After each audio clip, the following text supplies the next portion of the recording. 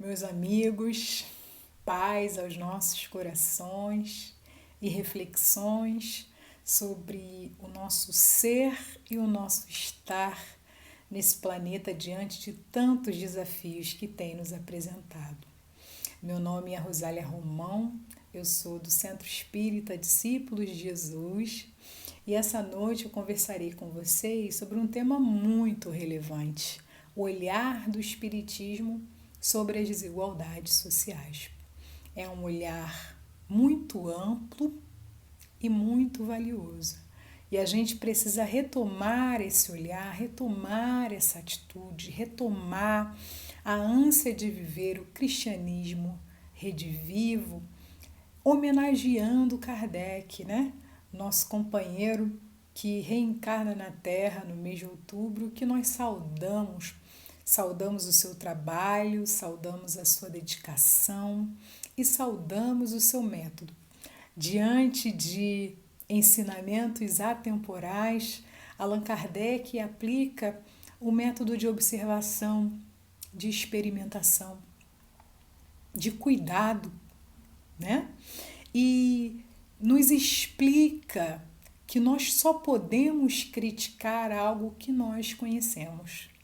Então, seu método muito valioso soma-se a toda a educação do século XXI e nos faz religar a Deus, né, de uma maneira efetiva, de uma maneira cuidadosa, de uma maneira educativa. E para nós falarmos sobre esse tema à luz do cristianismo, à luz do espiritismo, eu trouxe para vocês, para a gente dividir, né, antes da nossa prece inicial, em agradecimento por essa oportunidade de refletirmos juntos sobre o olhar do Espiritismo, né, sobre as desigualdades sociais. Joana de Ângeles, pela psicografia de Divaldo Pereira Franco, no livro Episódios Diários, em seu capítulo 14, com o título Dividir com Amor, nos diz o seguinte: a miséria socioeconômica que entulha as avenidas do mundo mistura-se à de natureza moral que atulha os edifícios e residências de luxo como os guetos da promiscuidade libertina. O que podes fazer parece-te quase sem sentido ou significação, tão grande e volumoso é o problema. Apesar disso, não te escuses de auxiliar. Se não consegues ir à causa do problema, minimiza-lhes os efeitos. Desde que não podes erradicar, né, de um golpe a fome, a enfermidade, a ignorância, contribui com a tua cota de amor, por mínima que seja. Sempre podes dividir do que possuis com aquele que nada tem. Quando repartes com amor, multiplicas a esperança, favorecendo a alegria. Menos tem aquele que se nega a doar algo. Afirma-se que esse gesto de amor gera o paternalismo, promove o vício. Não tem razão os que assim informam. Muitos males e alguns crimes são abortados quando uma atitude de amor interrompe o passo do infeliz que padece fome, desespero e dor. Somente quem aprende a abrir a mão descerra o bolso, terminando por oferecer o coração. Faze o que te esteja ao alcance e a vida te fará o resto.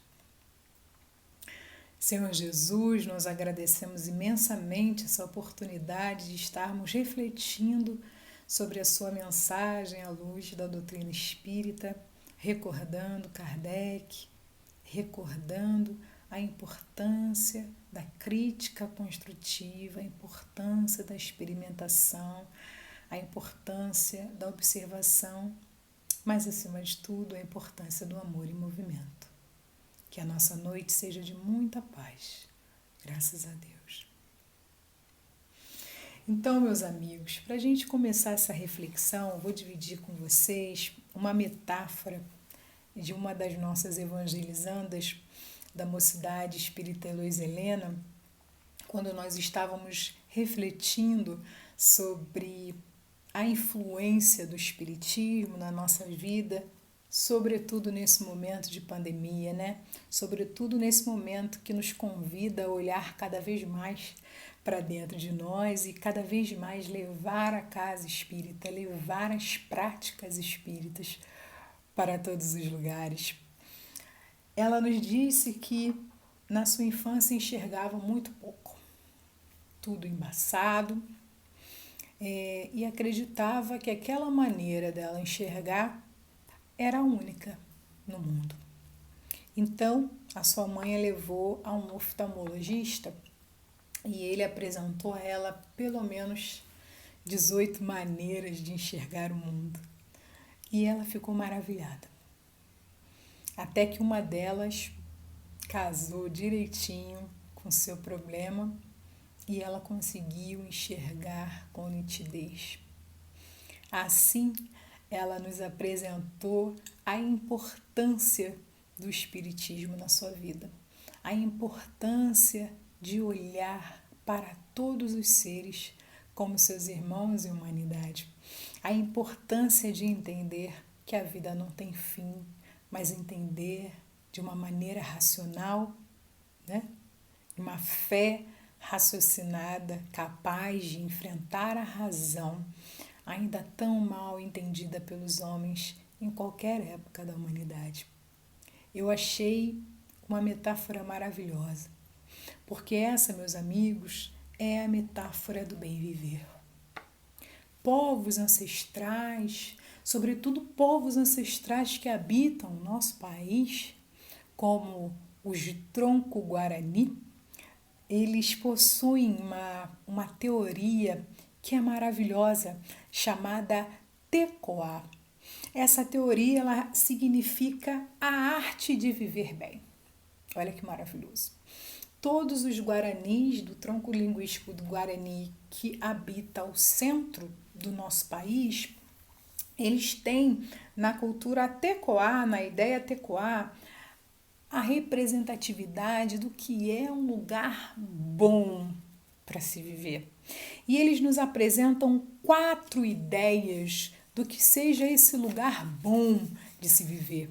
Então eles falam, no início você precisa entender que a natureza faz parte de tudo. Olha que maravilhoso. Nós precisamos da água, nós precisamos de um céu, né? Nós precisamos do calor, nós precisamos do frio.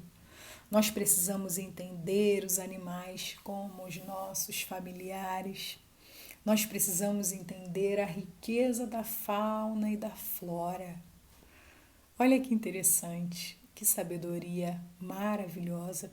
O convívio sadio, o convívio ancestral com a natureza nos dá lições de amor, do amor de Deus por todos nós. Isso é maravilhoso. A segunda ideia da teoria Tecoá é que nós devemos respeitar os nossos ancestrais, os nossos pais, os nossos avós, todo o nosso ciclo familiar que não tivemos contato. E olha que interessante, vem a doutrina espírita e nos amplia a ideia de que nós fazemos parte de um ciclo familiar maior. E a reencarnação é um presente da gente conviver com todos os seres muitas e muitas e muitas encarnações.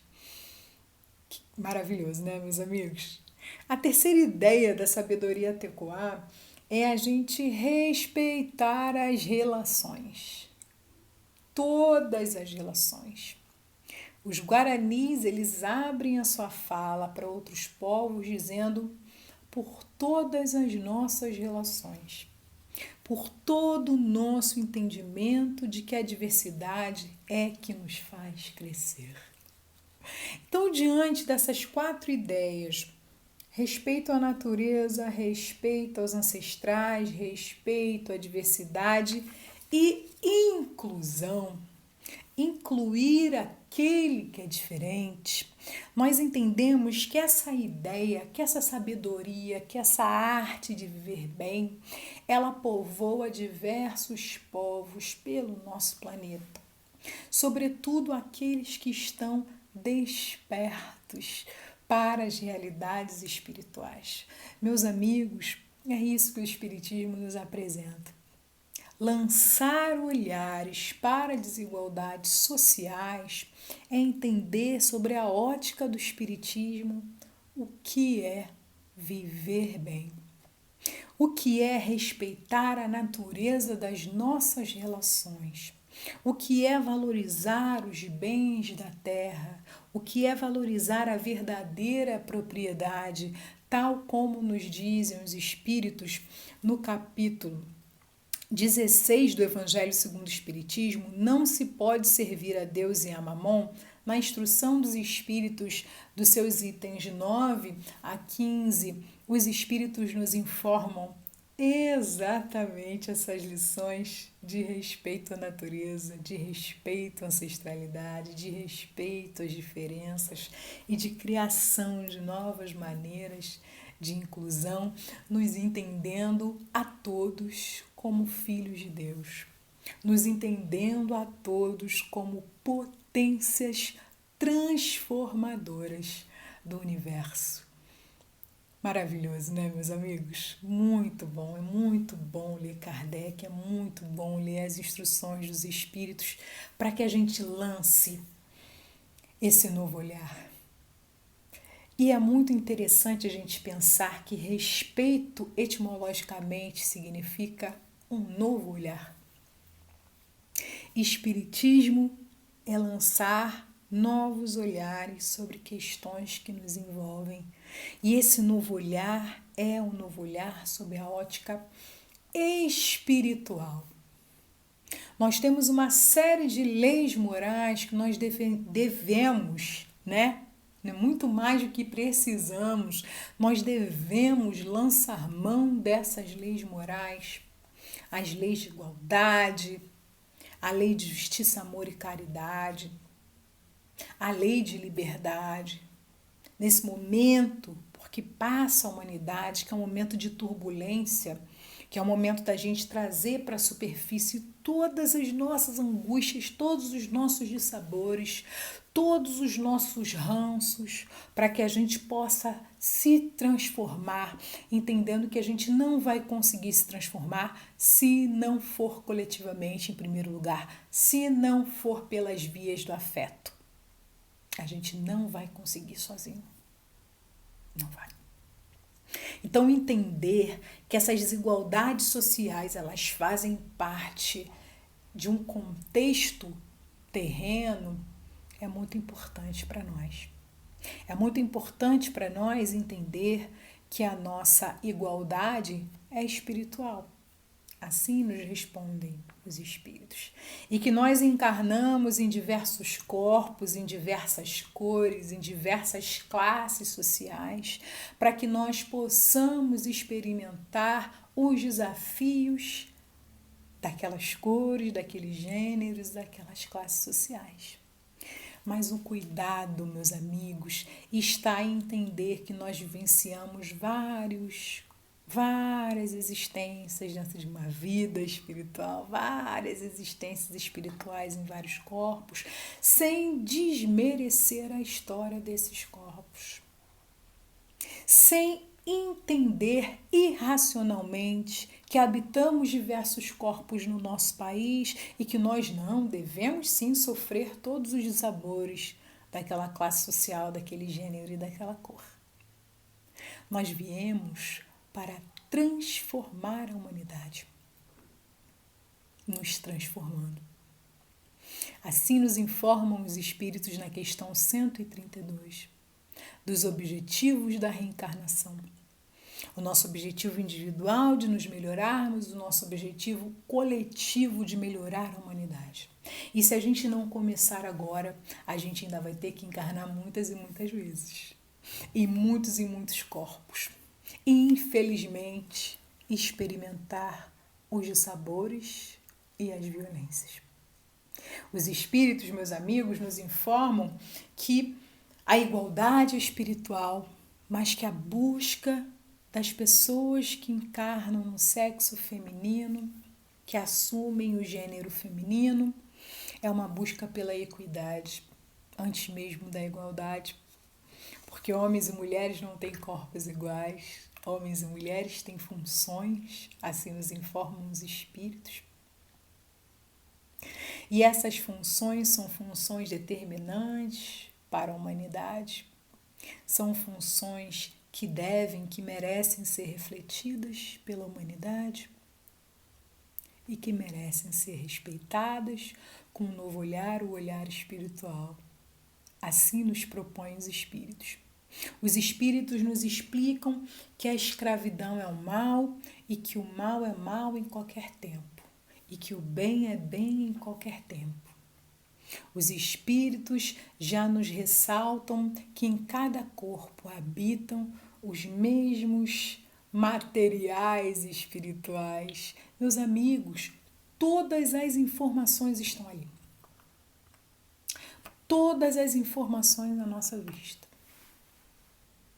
Para que nós compreendamos a nossa igualdade espiritual, estejamos homens ou mulheres, para que nós compreendamos a igualdade dos nossos corpos, sejamos nós brancos ou negros, para que nós compreendamos que o casamento é a união de seres e que não cabe a nós o julgamento das formas das pessoas amarem. O que o Espiritismo nos incentiva é olhar para toda a humanidade sob o ponto de vista espiritual. É olhar para toda a humanidade pensando na necessidade da reencarnação para o nosso melhoramento. O Espiritismo nunca nos incentivou a sermos aqueles que separam, e sim aqueles que unem. Então, meus amigos, quando a gente pensa uma desigualdade social no Brasil e no nosso planeta, nós precisamos refletir do ponto de vista material, entendendo primeiramente que desigualdade social não é uma invenção do capitalismo. Não é uma invenção do capitalismo. Ela surge bem antes. Ela surge quando um grupo de seres que começam a pensar e entender que existem e que imaginam há mais de 6.000 anos atrás, né? A grande descoberta da humanidade, a capacidade de imaginação. Esses seres, eles vão construindo sociedades de divisão entre aqueles que pensam e aqueles que executam. Nós já percebemos as desigualdades sociais acontecendo na Roma Antiga, a divisão entre patrícios, clientes e plebeus. Nós percebemos essa desigualdade social na Idade Média, vulgarmente chamada Idade das Trevas, em que nós tínhamos uma sociedade estamental, os que oram, os que guerreiam, os que trabalham. Nós percebemos esse desenvolvimento durante a Idade Moderna com o absolutismo monárquico, o rei com o poder absoluto e seus súditos obedecendo fielmente, afinal de contas o rei é rei pelo que Deus quis, né? Porque Deus quis, assim era a teoria do direito divino dos reis. Nós percebemos a desigualdade social já no século XIX, com o imperialismo, né? Ou mesmo um pouco antes, desde o século XVI, com o colonialismo, com nós acharmos que aquele outro é coisificado, que aquele outro não é o filho de Deus e que por ele ser coisificado eu posso fazer dele o que eu quiser. E isso eu só estou falando historicamente dentro de uma sociedade judaico-cristã ocidental, que é a sociedade que nós fazemos parte, que nós fomos educados até hoje, com uma única visão de mundo, com uma única versão de história ou de verdade.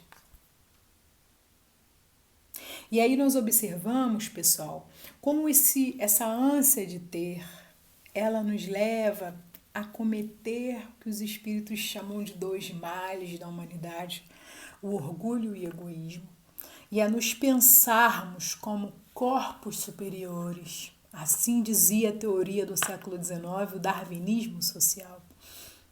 Nós somos brancos, católicos, capitalistas, homens, e precisamos levar a civilização para toda a humanidade. Fazer com que corpos indígenas e corpos africanos cresçam, sabendo que eles nunca vão atingir a nossa superioridade, porque assim como eles se desenvolvem, nós nos desenvolvemos também.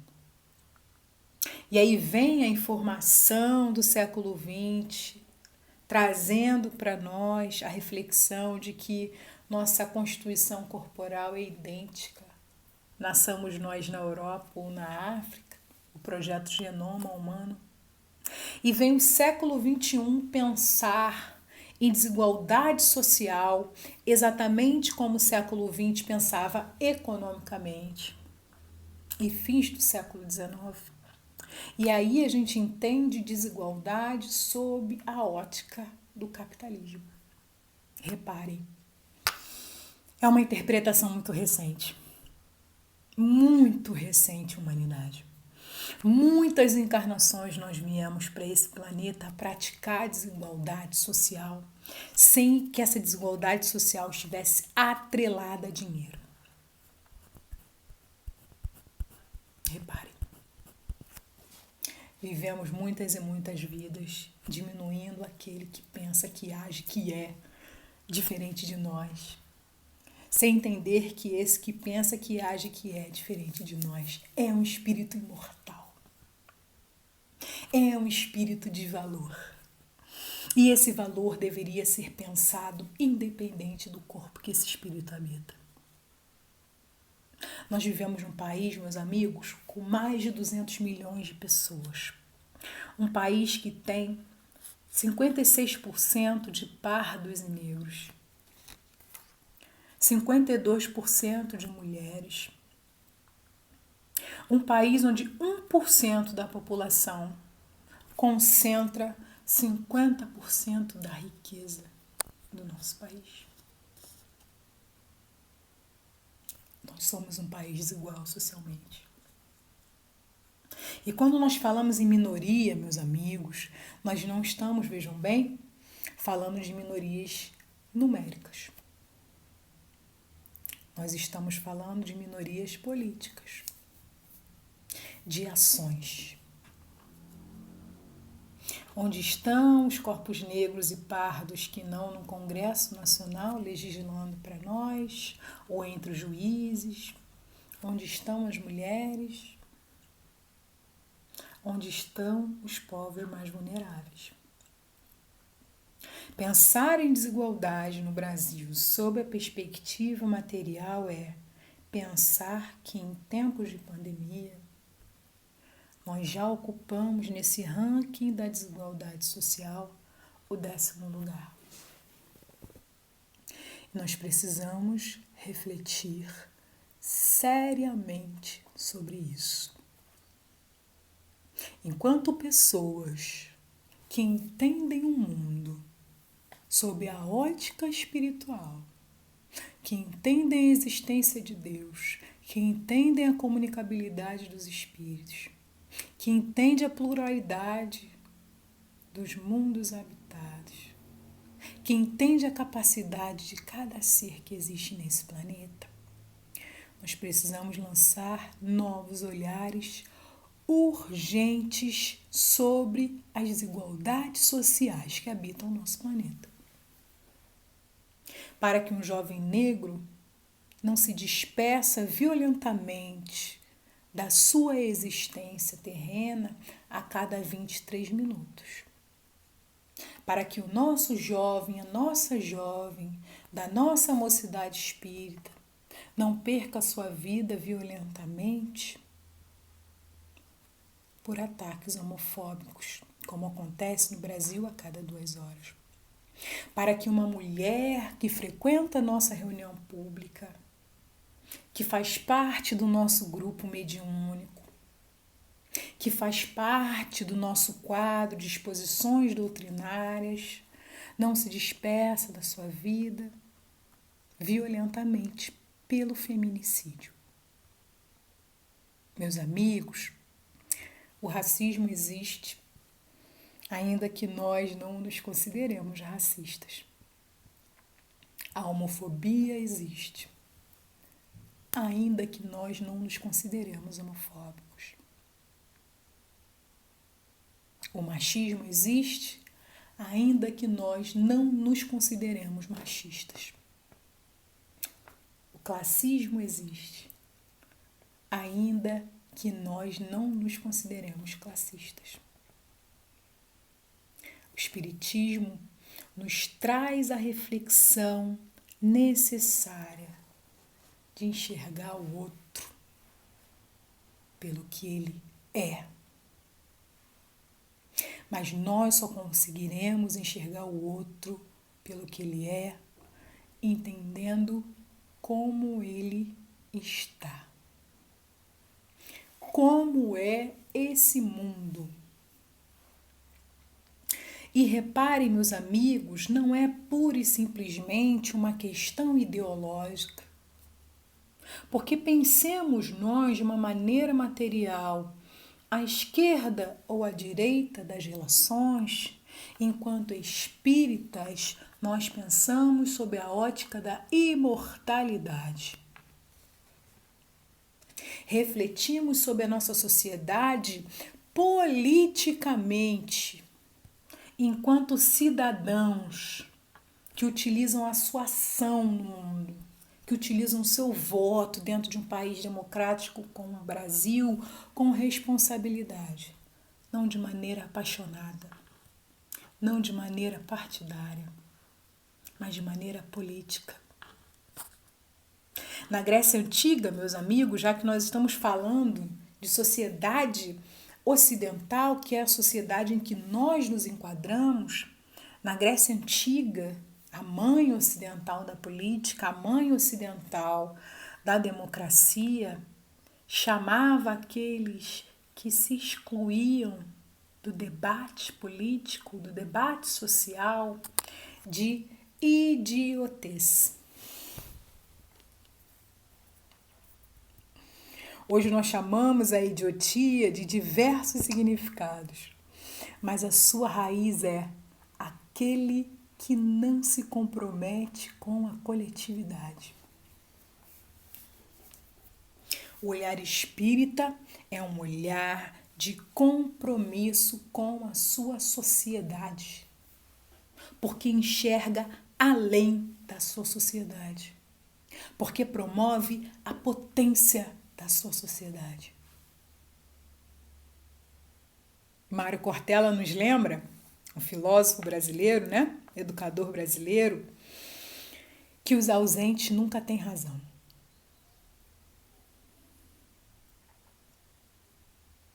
Nunca.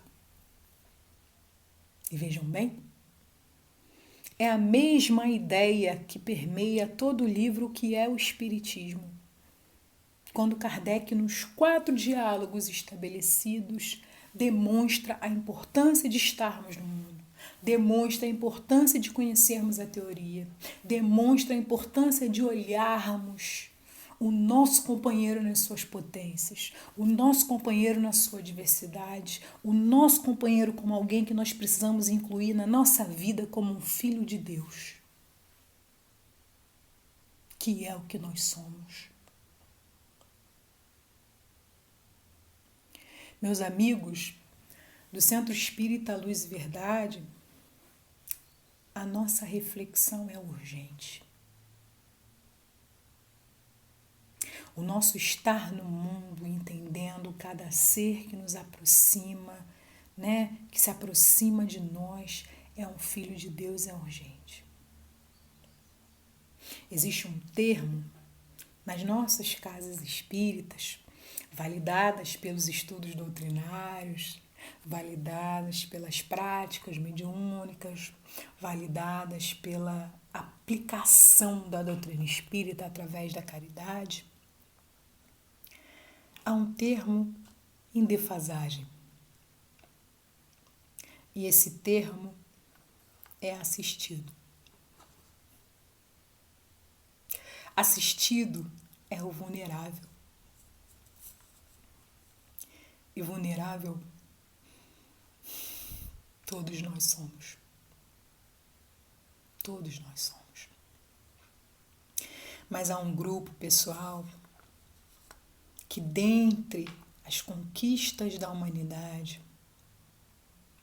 ainda está conquistando o seu direito de existir na Terra.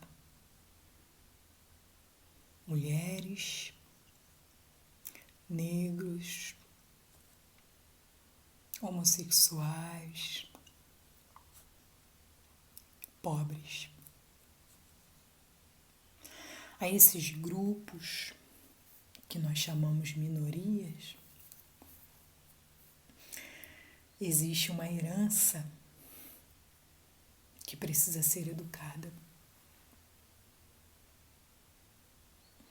Que é a herança dos bens da terra, daquilo que tem trânsito nos céus, dos grandes valores da humanidade terrestre. Recentemente, eu fui perguntada qual a cor dos nossos assistidos.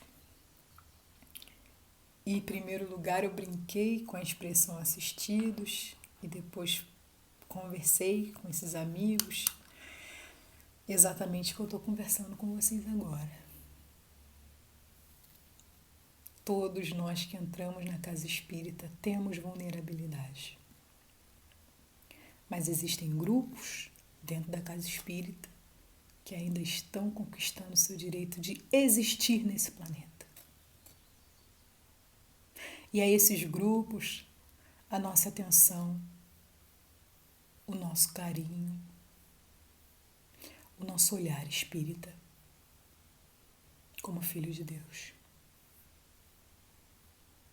A cor dos nossos assistidos ainda é a cor predominante entre os favelados, entre os desabrigados, entre os presidiários, entre as mulheres que mais morrem nas mesas de parto, entre os jovens que mais morrem pelos caminhos da violência, e se falando de Rio de Janeiro, entre os policiais que mais matam, que mais morrem.